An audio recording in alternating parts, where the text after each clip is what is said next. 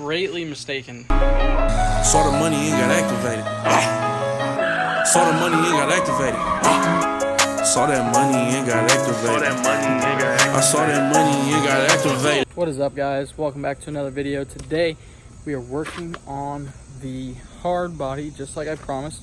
Can't show that. So I have an idea. It's probably a bad one.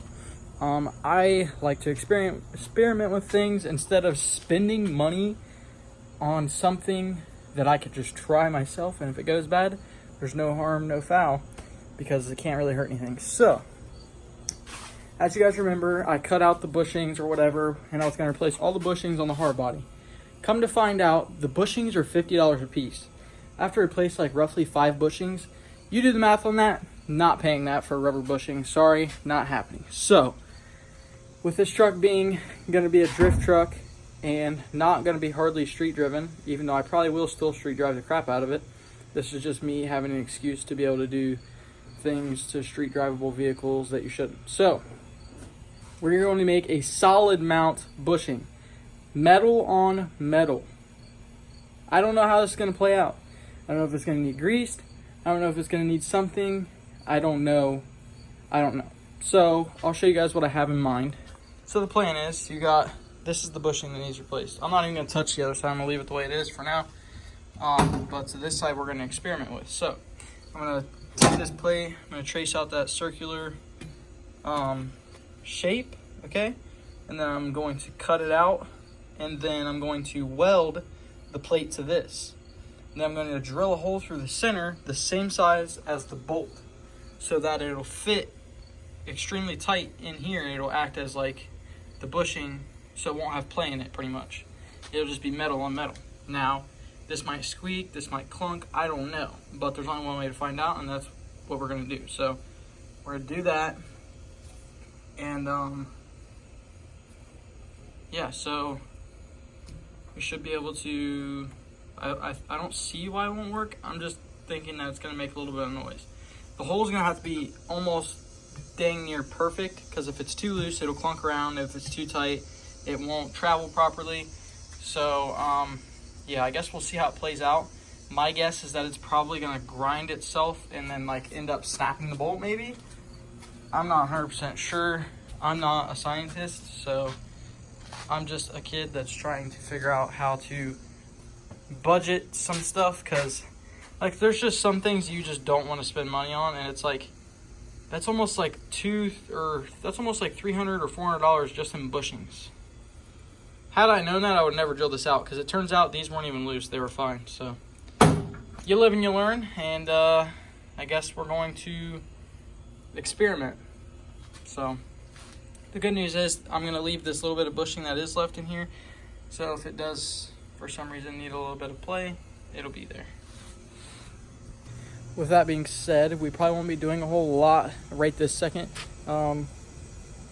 Trey is about to come pick me up, and we're gonna go get, I'm not gonna eat, but I'm gonna go hang out with them for a minute, and then when we get back, we will work on the hard body and probably get that at least cut and tacked up. And then ideally I would like to get the leaf spring back in and start doing the re-drill on this side, but the odds of that happening are probably pretty slim, so this will probably be like a 2-day video. Yeah. Okay, so we're back in the garage. We've already gotten bit by a mosquito. We literally been out here for 5 minutes, if not even 5 minutes. Literally the first couple seconds I was in here, bit my mosquito right freaking there. So I got bug spray on now. That's one of the major things that keeps me unmotivated from coming out here is the mosquitoes are terrible. They're terrible. This is why I need a shop. Like, I can't stand mosquitoes. I can't stand being itchy and being bitten by bugs. It's annoying. But we're still out here. We're still working. So we are getting ready to start kind of just going through everything. I think we're going to start on the leaf spring first, and then we're going to start cutting the bed out, which I'll get into that in a minute. But for the time being, we're going to start on that leaf spring real quick. Alright, so a little bit changing plans. We are not... Hang on, let me get out the lights. A little bit changing plans. So we are not going to try and do like a solid metal mount, because the more I'm sitting here thinking about it, the more I think it's stupid to do that. We're just going to buy the bushing. I'm just going to buy the one that it needed, and I'm not going to bother messing with the other ones, because eventually we'll probably just get rid of the leaf springs anyways, and go coilover or bag. So like, I'm not pressed on getting the bushings replaced because they're good. They're all tight. The only reason I started to replace them is because the one looked torn, and it turned out it was just from like a rubber washer that was torn. So I'm just gonna replace the one that we already like ripped off. So I'm gonna cut the sleeve off the bolt, and then it looks like that bushing will come out pretty easy on the leaf spring. But yeah, I'll be honest. I kind of like was gonna do the metal solid mount because I'm like trying to rush, because I kind of want, like, I want the truck done and driving, because it's like getting close to winter, and I feel like I keep drawing these videos out with the hard body, and like I don't want to like be repetitive with content, because it seems like we don't ever do anything on it. But it's the nature of the beast. The only way I'm gonna be able to build it the way I want and the right way is to take my time with things and do it the right way first, instead of coming back later and doing it the right way. I learned my lesson with that on the first gen. So we're going to do it the right way. We're going to put a bushing in it. Fortunately, we'll have to wait till this weekend to get the bushing, because it is at the hub store, and I just don't have time to drive to the hub store this week. So the good news is we're still going to work on it and stuff, because we still have a ton of stuff to do on it. We are going to go ahead and cutting the bed out. The reasoning for cutting the bed out is so we can run the shocks vertical. I probably already explained this in the beginning of the video, but I'm going to explain it again. Is so we can run the shocks vertically, to kind of help with like rebound, because when you run a shock at an angle, it works a lot better if it's a vertical up and down shock. So we're going to cut the bed out there, start cleaning everything up, get everything ready for that. Maybe we'll start cleaning up the underside of the truck and start kind of painting stuff. And then I don't want to tear the aero leaf spring off the other side yet, because I don't want to start more problems until we get to that side.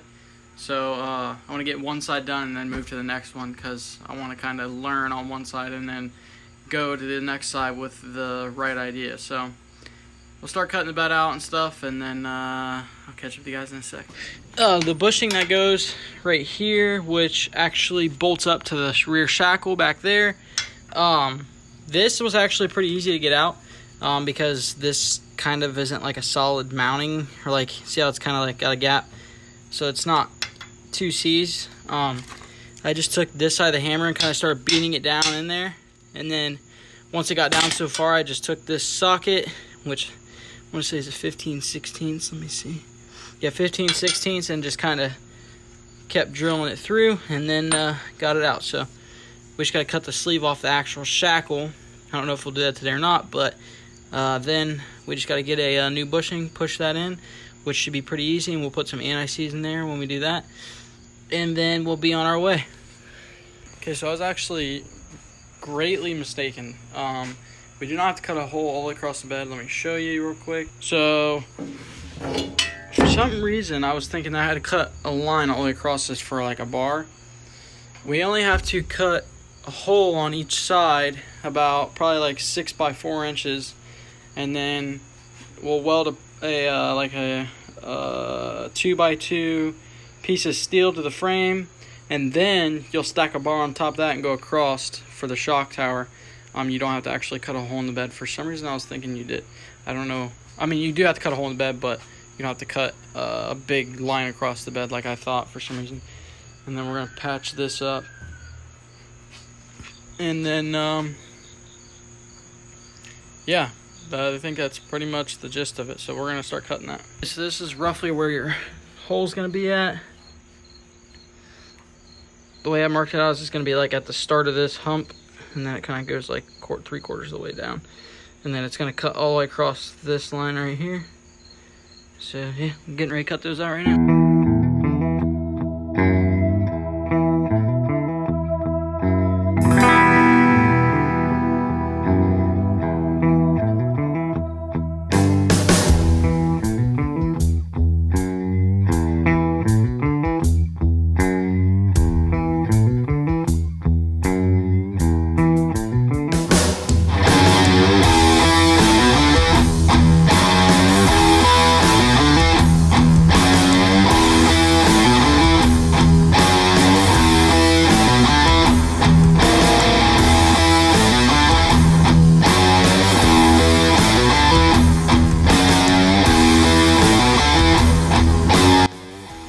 Okay, so we got our holes cut out on both sides. So for anyone that wants to do this, it is from that hole to the end of the bed. It is 36¼ inches. And then I made the holes 5 5/8. I made the holes 5 5/8 wide, and then there's not a specific way to really make these. I just cut it to where I could get to the frame rail to weld it on both sides. But that's pretty much it. We'll just have to clean up the top of the frame, and then that's good. I may or may not try and get the shocks that are on here to kind of like make sure they're in the right spot. But other than that, I think that's really all we got to do for cutting the holes out. Okay, so depending on the style shock you have, well, no matter what style shock you have, this is where it should come up at, and as you can tell, that's extremely straight. So this is what the suspension can press to. This shock, you can tell how blown it is because if I push it down, it does nothing. It doesn't come back, so I got to pull it back up. But so the shocks that I was gonna use were 2012 Tacoma front shocks or rear shocks. Maybe it was rear. Yeah, it was rear shocks. And those style shocks, instead of having a eyelid or an eye hole kind of like this, it has like a rod. It's the rod style with the rubber bushing. So if I do go that route, then you'll just drill a hole through the top of the bar that goes across, and then it'll bolt up that way. If you still stick with this, what my plans are is just rotate this like this, and then when it comes up through that bar, we'll just drill a hole through the bar like this way, and then put like a big nut and bolt through here.